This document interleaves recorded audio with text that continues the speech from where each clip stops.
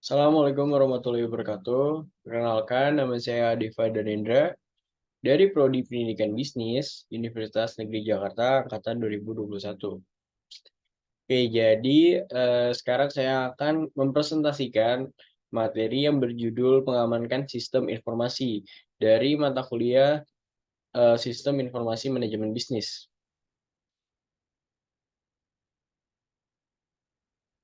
Sini kita dapat lihat nama-nama dari anggota kelompok 3. Yang pertama ada Desnita Arga Pramesti, yang kedua ada saya sendiri, Alifa Danendra, yang ketiga ada Filza, keempat ada Marsia, kelima ada Safina, keenam ada Larsati, dan ketujuh ada Miranda. Oke, yang pertama ada kerentanan dan penyalahgunaan sistem. Keamanan. Keamanan ini mengacu pada kebijakan prosedur dan tindakan teknis yang digunakan untuk mencegah akses tidak sah, perubahan, pencurian, atau kerusakan fisik pada sistem informasi. Sementara di kanan ada kontrol. Kontrol adalah metode, kebijakan, dan prosedur organisasi yang memastikan keamanan aset organisasi, keakuratan dan keandalan catatannya, dan kepatuhan operasionalnya terhadap standar manajemen.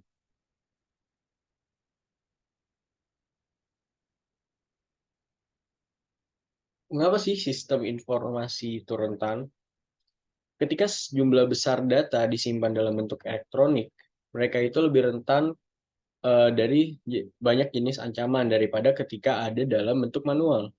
Potensi akses tidak sah, penyalahgunaan, atau penipuan tidak terbatas pada satu lokasi, tetapi dapat terjadi di setiap titik akses dalam jaringan.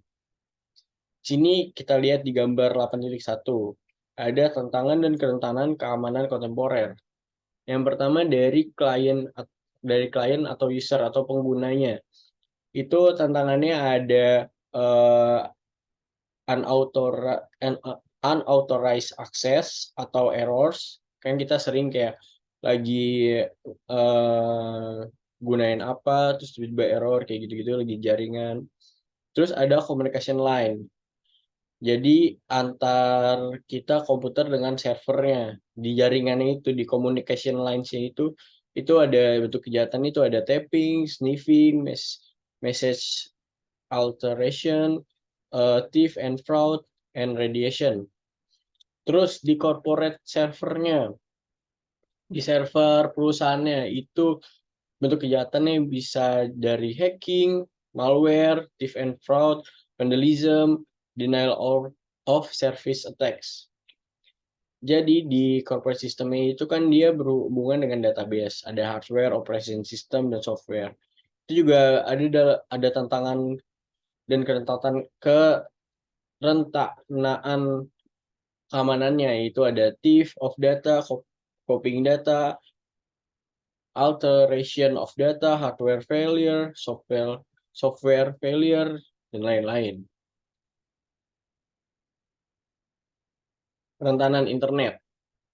Jadi jaringan publik yang semakin besar seperti internet itu lebih rentan jaringan internal karena secara virtual terbuka untuk siapa saja. Internet sangat besar sehingga ketika penyalahgunaannya terjadi mereka dapat memiliki dampak yang sangat luas. Jadi kan setiap orang menggunakan internet sekarang ini. Jadi ya semakin banyak orang yang menggunakan internet, maka eh, kesempatan untuk terjadi kejahatannya semakin besar. Tantangan keamanan nirkabel. Banyak jaringan Wi-Fi dapat ditembus dengan mudah oleh penyusup menggunakan program sniffer untuk mendapatkan alamat sumber daya jaringan tanpa otorisasi. Saya akan menjelaskan apa itu sniffer itu nanti. Penyusup juga menggunakan informasi yang telah mereka kumpulkan untuk mengatur titik akses jahat pada saluran radio yang berbeda di lokasi fisik yang dekat dengan pengguna untuk memaksa pengontrol atau membuka jaringan radio atau NIC.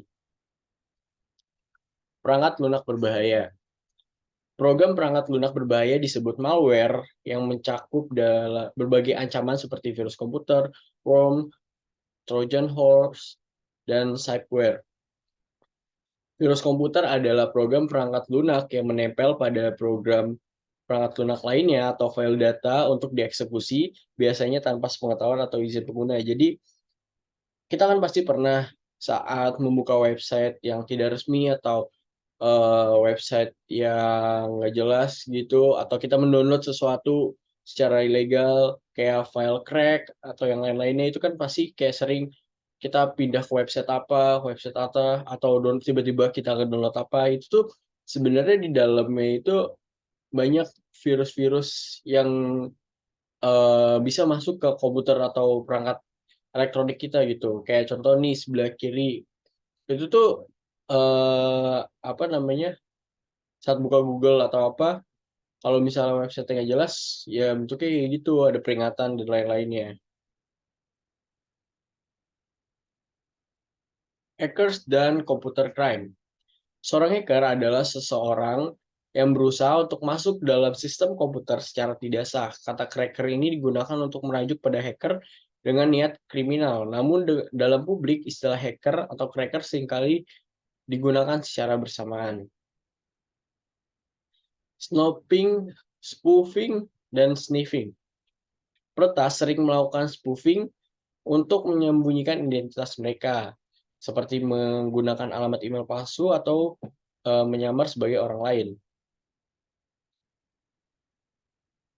Sniffer. Sniffer ini adalah jenis program penyadapan yang memonitor informasi di jaringan, memungkinkan peretas mencuri informasi yang berjalan melalui jaringan termasuk pesan, email, file perusahaan, dan laporan rahasia. Sedangkan ada namanya juga serangan denial of service. Serangan denial of service atau DOS itu dilakukan oleh peretas dengan memanjiri server jaringan atau server web dengan ribuan komunikasi palsu atau permintaan layanan untuk menghancurkan jaringan. Serangan dan denial of service yang terdistribusi atau DDoS yang menggunakan banyak komputer untuk membanjiri dan menghancurkan jaringan dari berbagai titik. Jadi denial of service ini kayak istilahnya kita menggunakan satu web gitu secara bersamaan, tapi ini palsu gitu. Jadi kayak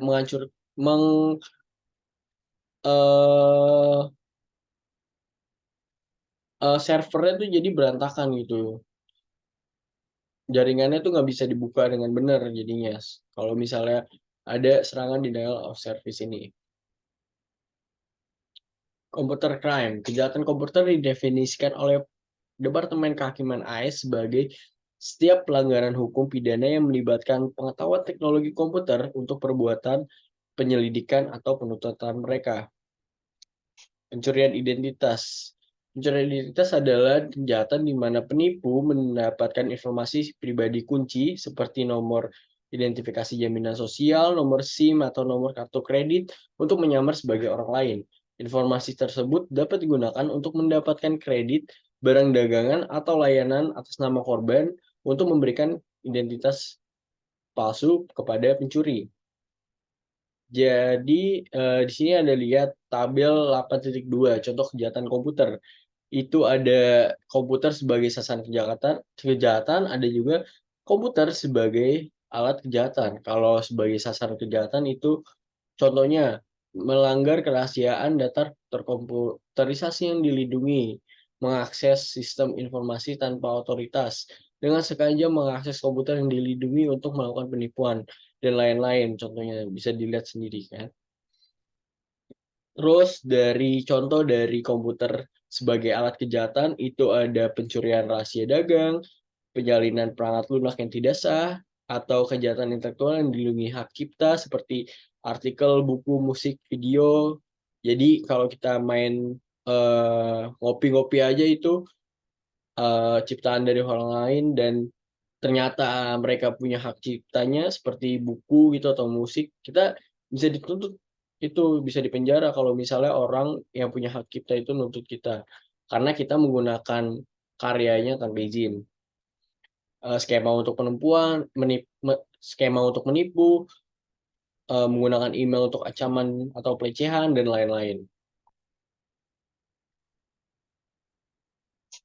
Salah satu teknik yang semakin populer itu adalah bentuk spoofing yang disebut phishing atau mengubah alamat tersebut. Jadi teknik phishing ini yang disebut evil evil twins atau farming dan farming lebih sulit dideteksi. Jadi evil twins ini adalah jaringan nirkabel yang berpura-pura menawarkan koneksi Wi-Fi yang dapat dipercaya ke internet seperti di ruang tunggu bandara, hotel, atau kedai kopi. Farming mengalihkan pengguna ke halaman web palsu bahkan ketika individu tersebut mengetik halaman web yang benar dalam browsernya. Jadi teknik phishing ini eh contohnya gini, misalnya kita lagi di bandara atau di kedai kopi lah gitu paling sering ya kan. Terus kita nyari wifi nih, wifi gratis, terus ada wifi, tulisannya wifi gratis apa segala macam. Pas kita nyambung, terus kita ngetik alamat web kita atau enggak apa, tiba-tiba ke alamat web yang lain dan itu data-data kita bisa dicuri kalau udah kayak gitu. Jadi hati-hati kalau gunain wifi di tempat umum. Lebih baik kalau di tempat umum sih pakai data sendiri ya, teman-teman. Jadi jelas gitu. Kalau misalnya pakai WiFi ya di tempat-tempat yang jelas aja kayak di rumah, teman-teman gitu. Kalau misalnya di luar lebih baik pakai pakai data aja, data sendiri aja. Sini ada tabel 8.3 ada 5 pelanggaran data paling mahal. Selanjutnya ada penipuan klik. Penipuan klik ini terjadi ketika seseorang atau program komputer secara curang mengklik iklan online tanpa niat mempelajari lebih lanjut tentang pengiklanan atau melakukan pembelian. Jadi kayak kita misalnya ngelihat iklan atau apa, terus tiba-tiba keklik atau apa, terus jadinya kayak ada virus gitu-gitu, itu salah satu penipuan klik gitu. Atau dia berpura-pura kayak gimana, dia pura-pura iklan atau melakukan penjualan apa, pas beli taunya data kita dicuri gitu segala macam. Ancaman global, cyber terrorism dan cyber warfare. Cyber warfare. Cyber warfare, sorry. Cyber terrorism adalah tindakan yang dilakukan oleh sekelompok atau individu dengan tujuan mengganggu, merusak, atau menghancurkan sistem komputer dan infrastruktur informasi dengan tujuan menciptakan ketakutan, kepanikan di kalangan masyarakat.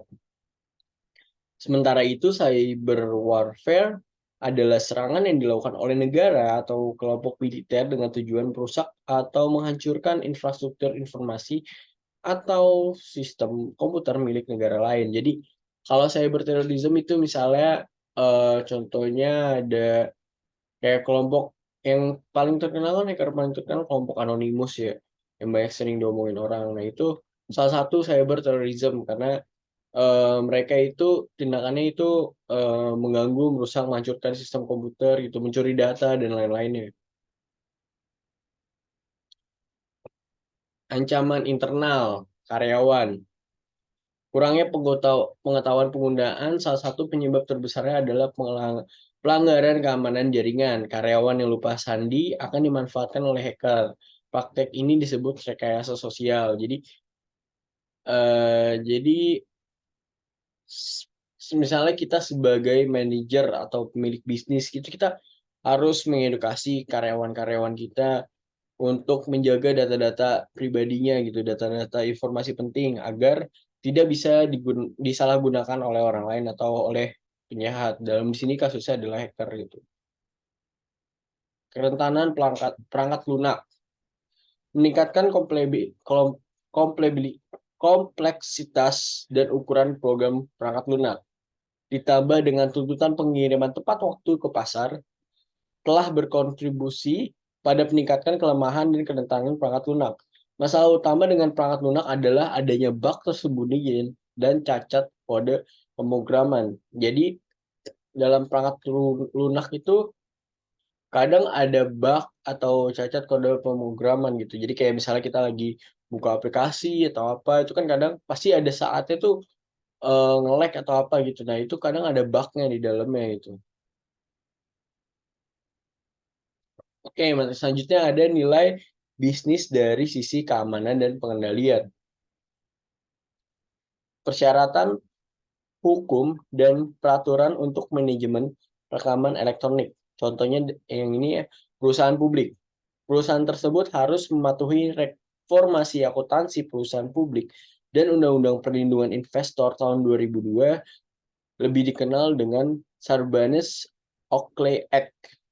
Sarbanes-Oxley pada dasarnya adalah tentang memastikan bahwa pengendalian internal ada untuk mengatur pembuatan dan dokumentasi informasi laporan dalam laporan keuangan. Karena sistem informasi ini digunakan untuk menghasilkan, menyimpan, dan mengirimkan data.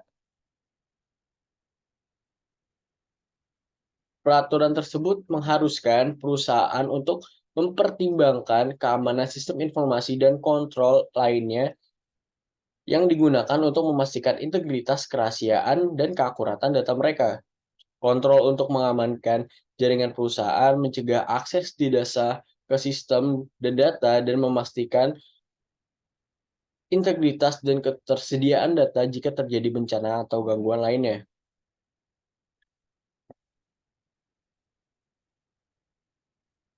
Selanjutnya ada bukti elektronik dan forensik komputer.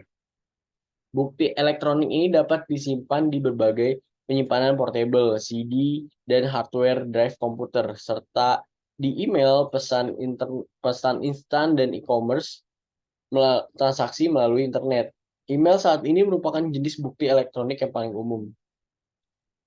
Jadi bukti elektronik tuh kayak contohnya misalnya kita lagi belanja di e-commerce gitu, terus kan ada data transaksinya, itu tuh bukti elektronik gitu yang biasanya kiriminnya ke email atau kemana.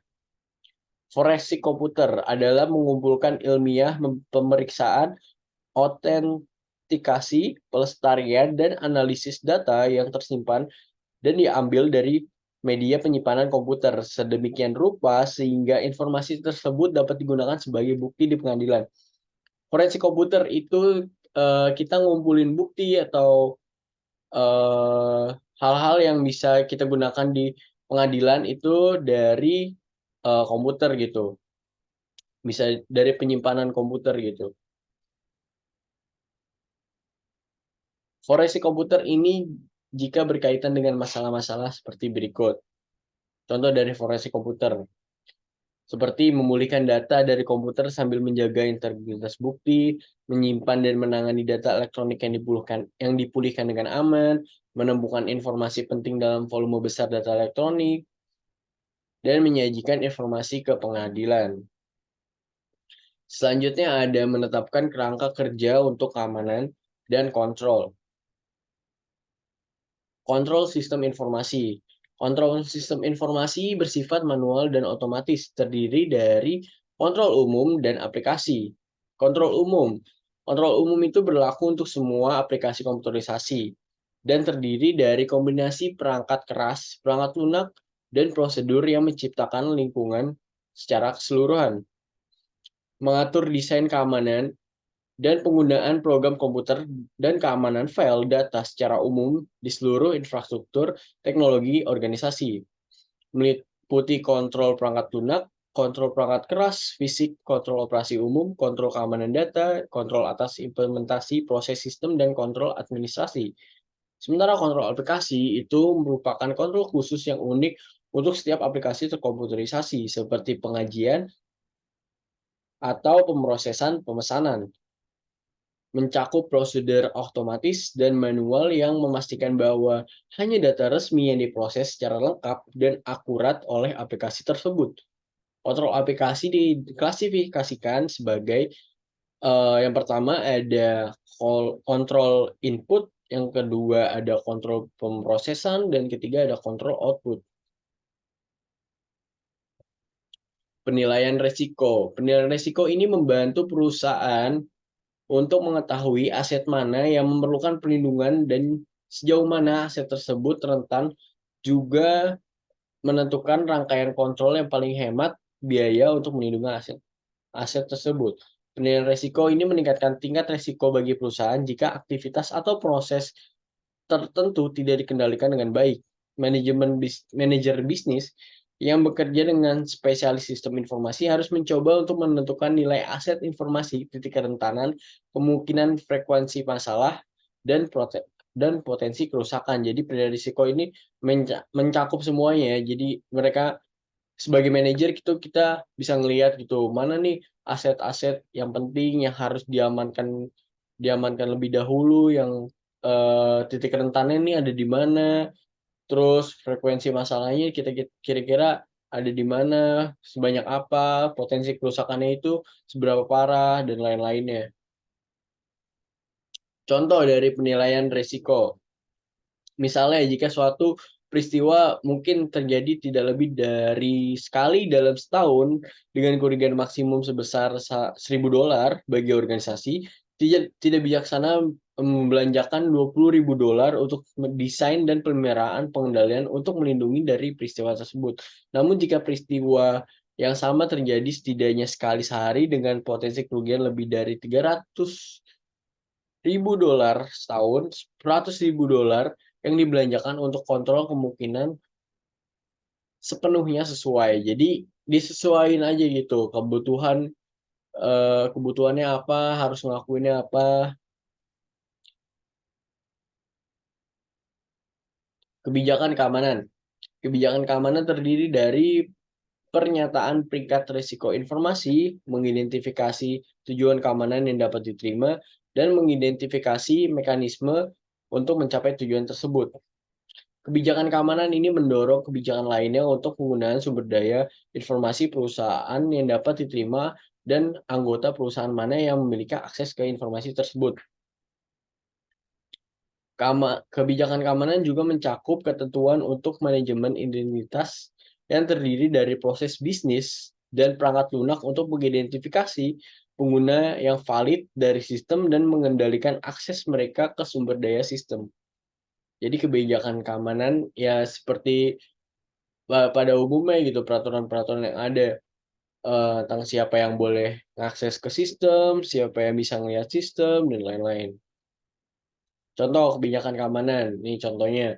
Kebijakan keamanan di Unilever, perusahaan barang konsumen multinasional raksasa, mewajibkan setiap karyawan untuk menggunakan perangkat yang ditentukan oleh perusahaan dan menggunakan kata sandi atau metode informasi lainnya saat masuk ke jaringan perusahaan. Jadi Unilever ini perusahaan besar kan, pasti banyak informasi yang penting gitu. Jadi mereka itu mewajibkan perusahaannya untuk menggunakan perangkat yang udah disiapkan oleh perusahaannya dengan kata sandi yang disiapkan oleh perusahaan dan lain-lain untuk masuk ke jaringan perusahaannya. Jadi ya perusahaannya jaringannya lebih aman gitu karena perangkat yang masuk juga perangkat yang mereka sediakan gitu.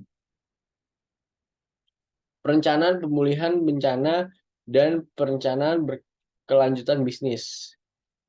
Perencanaan pemulihan bencana yaitu rencana untuk pemulihan suatu layanan komputerisasi dan komunikasi setelah mengalami bencana. Rencana pemulihan berfokus pada masalah teknis yang terlibat seperti file yang akan dicadangkan.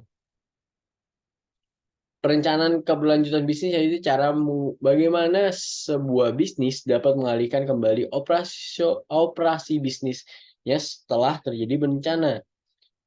Perencanaan keberlanjutan bisnis mengidentifikasi proses bisnis untuk menentukan rencana tindakan untuk menangani fungsi bisnis yang terganggu. Manajer bisnis dan spesialis teknologi informasi perlu bekerja sama dalam kedua jenis rencana tersebut untuk dapat menentukan sistem dan program atau proses bisnis yang mana yang paling penting bagi perusahaan. Jadi manajer bisnis dan spesialis teknologi ini harus saling tektok gitu, saling saling memberitahu satu sama lain, cari jalan tengahnya mana sistem dan proses bisnis itu yang paling penting, yang paling menguntungkan bagi perusahaannya. Peran audit yaitu untuk memeriksa keamanan sebuah perusahaan secara keseluruhan dan kontrol yang mengatur sistem informasi. Auditor harus menelusuri dan menguji alur transaksi sampel melalui sistem dengan menggunakan perangkat lunak audit otomatis. Jadi audit ini seperti kayak pemeriksaan sih gitu. Contoh daftar di sini kita lihat di gambar 8.4. Di sini ada contoh daftar kelemahan kontrol auditor. Ini menjelaskan daftar auditor sampel kelemahan kontrol untuk sistem pinjaman. Bagian ini berfungsi untuk memberitahu manajemen tentang kelemahan dan tanggapan manajemen. Kita bisa lihat tabel ini di atas ada data-datanya, terus ada tabel-tabelnya, terus user misalnya contohnya itu user akun with missing password itu kira-kira ada kesempatan untuk error gak? Ternyata ada yes gitu, itu leave system open to unauthorized outsider of attackers gitu. Jadi ini terus ada tanggal reportnya tanggal berapa, terus manajemen responnya itu apa, di sini kelihatan semuanya. Teknologi dan alat untuk melindungi sumber daya manusia. Sumber daya informasi, sorry. Manajemen identitas dan autentikasi. Autentikasi itu merupakan proses identifikasi pengguna di mana seseorang yang ingin mengakses sistem adalah seseorang yang sesuai seperti yang dinyatakan. Teknologi autentikasi ini sering menggunakan kata sandi, namun banyak orang yang kesulitan karena sandinya yang rumit, bahkan sering lupa, sehingga menghambat proses produktivitas karyawan. Untuk mengatasi masalahnya tersebut terdapat teknologi autentikasi baru, yaitu seperti token, kartu pintar, dan autentikasi biometrik. Jadi, contoh autentikasi ini kayak misalnya kita mau ganti password Google gitu, atau kita lupa password Google dan segala macam ya kan, kita bisa masuk, kita bisa ganti password dengan kayak nyebutin nama ibu atau segala macam, itu salah satu bentuk autentikasi. Jadi sistem itu tahu gitu yang masuk ke sistem itu ya kita sendiri bukan orang lain, emang identitasnya itu bener kita, diri kita gitu. Token adalah perangkat fisik seperti gadget kecil yang biasanya muat di gantungan kunci dan menampilkan kode sandi yang sering berubah, mirip dengan kartu identitas yang direncanakan untuk membuktikan identitas satu pengguna. Jadi token ini itu biasanya digunakan untuk transaksi ya. Kalau orang-orang yang sering transaksi pasti punya token ini. Jadi misalnya kita mau transaksi ke A. Nah, kalau transaksinya nah biar bank itu tahu yang transaksi itu kita bukan orang lain, dia akan mengirimkan eh, PIN ke token yang kita pegang itu. Nanti kita tinggal masukin aja PIN-nya. Jadinya setelah itu baru oh tahu ya ternyata yang mau transfer ini beneran kita bukan orang lain. Smart card. Kartu pintar adalah perangkat seukuran kartu kredit yang berisi chip yang diformat dengan izin akses dan data lainnya. Kartu pintar juga digunakan dengan sistem pembayaran elektronik. Perangkat pembaca menginterpretasikan data pada kartu pintar dan mengizinkan atau menolak akses. Jadi ya smart card ini ya kartu pintar gitu, dia bisa tahu dia di dalam itu ada akses yang tahu kalau kita gunain kartu itu ya itu kita yang gunain itu. Kartu ini harus kalau misalnya kita punya kartu ini nggak boleh sampai hilang karena di dalamnya ada aksesnya. Terus autentikasi biometrik itu menggunakan sistem yang membaca atau menginterpretasikan ciri-ciri individu manusia seperti sidik jari, iris mata, dan suara dan memberikan atau menolak akses. Nah, autentikasi biometrik ini kita sekarang bisa merasakan di smartphone. Smartphone kan ada sekarang yang pakai eh, apa namanya Face ID, yang pakai fingerprint gitu-gitu. Itu salah satu autentikasi biometrik. Jadi kan nggak perlu repot-repot lagi pakai password segala macam kan, tinggal pencet. Oh ini sidik jari kita berarti benar punya kita gitu. Firewall, sistem deteksi intrusi dan perangkat lunak antivirus. Firewall. Firewall adalah kombinasi perangkat keras dan perangkat lunak yang mengontrol aliran eh, lalu lintas jaringan masuk dan keluar. Biasanya ditempatkan di antara jaringan internal pribadi organisasi dan jaringan eksternal yang tidak dipercaya seperti internet. Firewall bertindak dengan mengidentifikasi nama, alamat IP, aplikasi, dan karakteristik lainnya dari lalu lintas masuk. Kemudian mencegah komunikasi yang tidak sah masuk dan keluar dari jaringan. Jadi seperti namanya walls gitu. Dia untuk pembatas gitu yang melindungi antara jaringan satu dengan jaringan yang lain supaya tidak ada yang masuk, tidak ada yang sembarangan masuk gitu.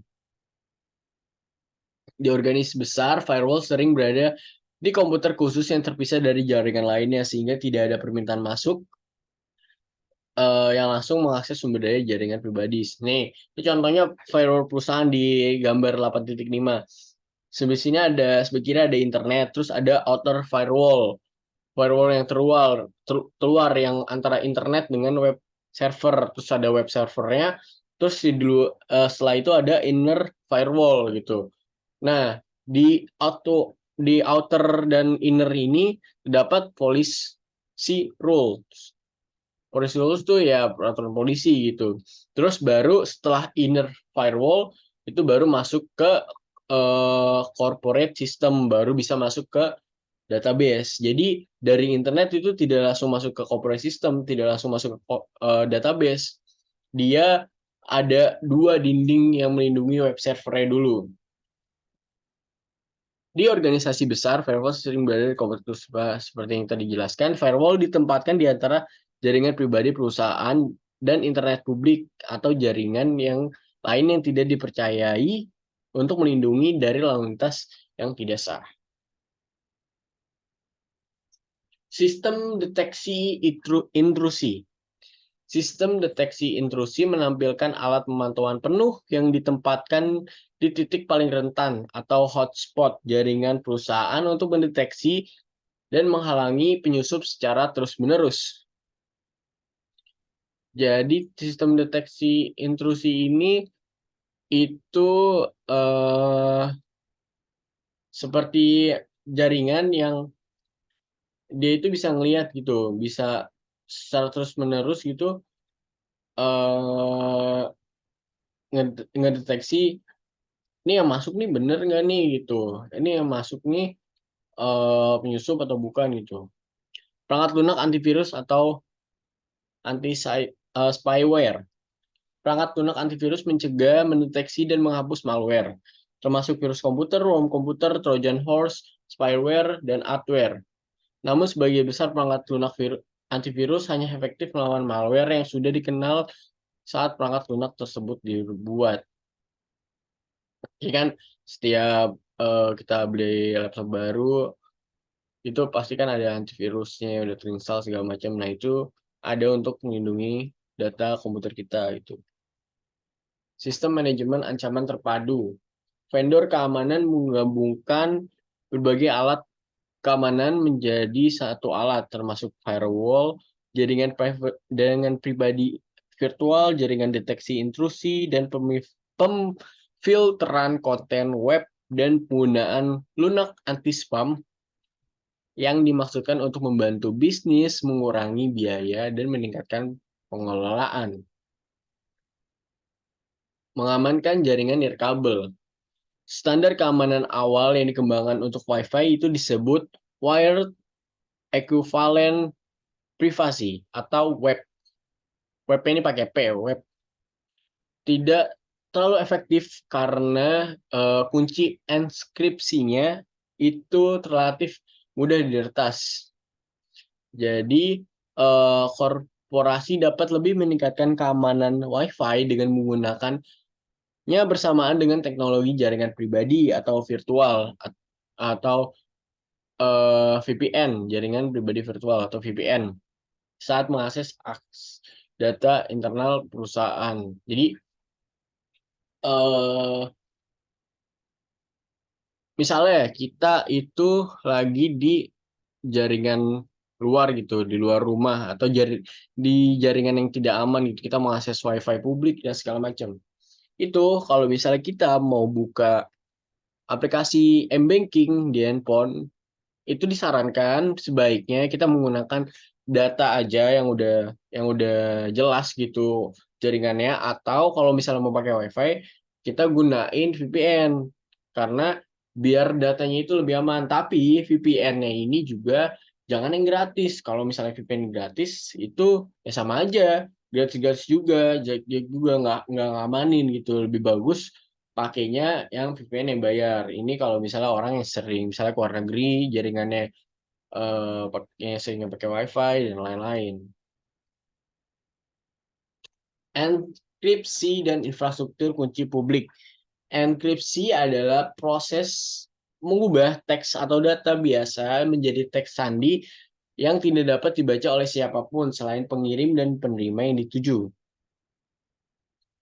Metode untuk mengekskripsi lalu lintas jaringan web. Yang pertama ada Secure Socket Layer atau SSL. Secure Socket Layer ini dan penggantinya yaitu Transport Layer Security atau TLS itu memungkinkan komputer klien dan server menggunakan aktivitas enkripsi dan deskripsi saat mereka berkomunikasi satu sama lain selama sesi web yang aman. Secure Hypertext Transfer Protocol atau SHTTP. Secure Hypertext Transfer Protocol ini adalah protokol lain yang digunakan untuk mengekskripsi data yang mengalir melalui internet, tapi terbatas pada pesan individual, sedangkan SSL dan TLS dirancang untuk membuat sambungan aman antar dua komputer. Alternatif metode enkripsi. Enkripsi kunci simetris. Dalam enkripsi kunci simetris, pengirim dan penerima membuat sesi internet yang aman dengan membuat kunci enkripsi tunggal dan mengirimkannya ke penerima sehingga pengguna dan penerima berbagi kunci yang sama. Kekuatan kunci enkripsi diukur dengan panjang bitnya. Saat ini kunci tipikal akan memiliki panjang 128 bit, rangkaian 120 digit meter. Jadi bit itu eh, satuannya. Enkripsi kunci publik.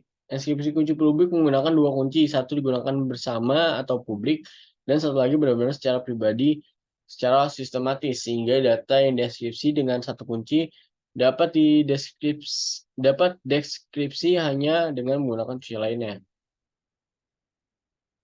Jadi ini enkripsi kunci publik, contohnya ada sender terus dikirim pakai public key, terus di scramble message, terus di descript lagi with private key, terus sampai ya si pin di send dulu kan, ini di send, terus di enkripsi, terus di scramble message-nya diacak, terus udah dideskripsiin, terus baru dikirim. Sertifikat digital. Sertifikat digital adalah file yang digunakan untuk menetapkan identitas pengguna dan aset elektronik untuk melindungi transaksi online. Jadi, sertifikat digital membantu untuk menetapkan identitas orang atau aset elektronik. Mereka melindungi transaksi online dengan menyediakan komunikasi online yang aman dan terenkripsi. Jadi di sini ada gambar 8.7 sertifikat digital. Contohnya pertama ini gambar yang sebelah kiri itu institution atau individual subject komputer. Itu request certificate ke internet. Terus yang punya author yang punya eh, kekuasaan untuk bukan kekuasaan yang punya yang untuk menentukan sertifikatnya itu kirim kirim baru setelah itu sertifikatnya nyampe baru dikirim ke transaksi partner, online merchandise atau customer. Jadi dari individu itu nggak langsung ke online merchant-nya dulu, tapi di authorize dulu oleh CIS. Masalah keamanan untuk cloud computing dan platform digital online. Keamanan di cloud. Saat pemrosesan di cloud, akuntabilitas dan tanggung jawab untuk melindungi data sensitif tetap berada di tangan perusahaan yang memiliki data tersebut. Untuk menghemat uang dan menjaga biaya tak rendah, penyedia cloud computing seringkali mendistribusikan pekerjaan ke pusat data di seluruh dunia. Tempat pekerjaan dapat diselesaikan dengan paling efisien. Sifat cloud computing yang tersebar membuatnya sulit untuk melacak aktivitas yang tidak sah. Hampir semua penyedia cloud menggunakan enkripsi. Mengamankan platform seluler. Jika perangkat seluler menjalankan banyak fungsi komputer, mereka perlu diamankan seperti desktop atau laptop dari malware, pencurian, kehilangan yang tidak sengaja, akses di data, dan upaya peretasan. Perangkat seluler yang mengakses sistem dan data perusahaan memerlukan perlindungan khusus. Penggunaan cloud perlu mengonfirmasikan bahwa dimanapun data mereka disimpan, mereka dilindungi pada tingkat yang memenuhi persyaratan perusahaan mereka. Jadi cloud ini ya digunakan untuk penggunaan penyimpanan data gitu, untuk datanya itu lebih aman gitu. Jadi sekian presentasi yang dapat saya sampaikan. Semoga presentasi ini dapat berguna bagi teman-teman semuanya. Mohon maaf jika ada penjelasan yang terlalu cepat atau masih kurang dimengerti. Terima kasih untuk yang menonton. Bye.